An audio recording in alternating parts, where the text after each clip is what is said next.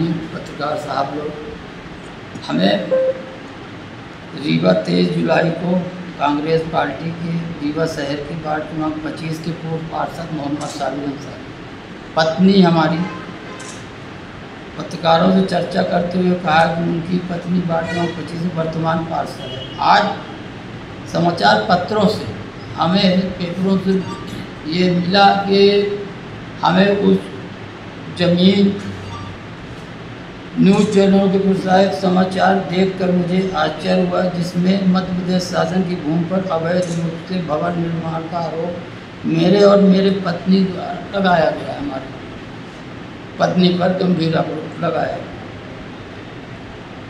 अवैध रूप से भवन निर्माण आरोप मेरे ऊपर लगाया गया है, जो कि पूर्णतः असत्य है।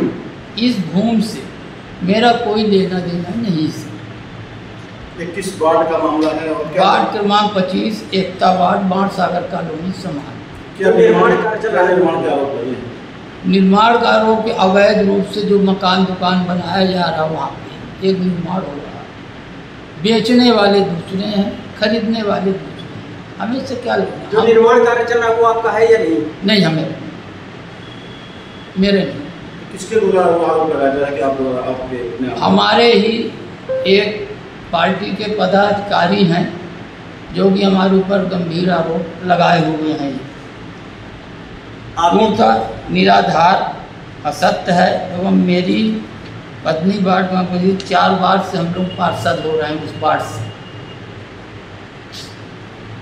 और कांग्रेस पार्टी के ब्लॉक अध्यक्ष भी रह चुका हूँ। मेरा भाजपा के दबाव के बावजूद कांग्रेस पार्टी को ना तो मैं छोड़ा और ना ही कभी छोड़ूंगा, और मेरी निष्ठा एवं लगन के साथ कांग्रेस पार्टी के एक सिपाही बनकर भाजपाइयों के न्याय के विरुद्ध मैं खड़ा हूँ। बिना पूर्ण जानकारी प्राप्त किए इस प्रकार के निराधार मनगढ़ंत आरोप हमारे ऊपर लगाया गया, बदनाम कर रहा है। हमें उचित नहीं है, बदनाम कर रहे हैं। जी हाँ, बोलते हैं कि राजनीतिक षड्यंत्र है ये आपके ऊपर। षड्यंत्र हमारे ऊपर रच के हमें बदनाम किया जाता है कि वहाँ पे 4 बार से एक पार्षद बन रहा, लगातार 4 बार से लगातार ये बन रहे हैं पार्षद, क्या है? इसलिए हमारे ऊपर ये गंभीर आरोप लगाया जा रहा है।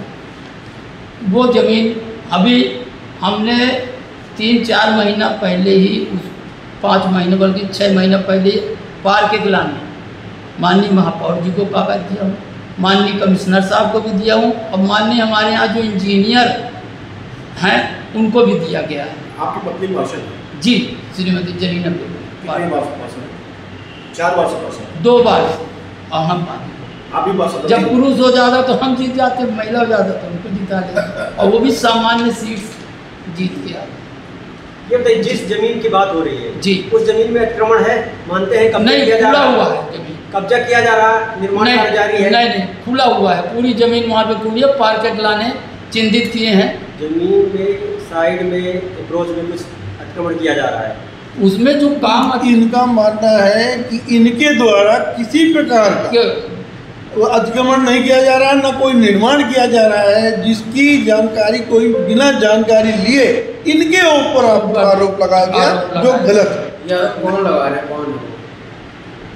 पार्षद 4 बार से आप पार्षद बना है, आप है, आपकी पत्नी है, ठीक है ना? जी जी।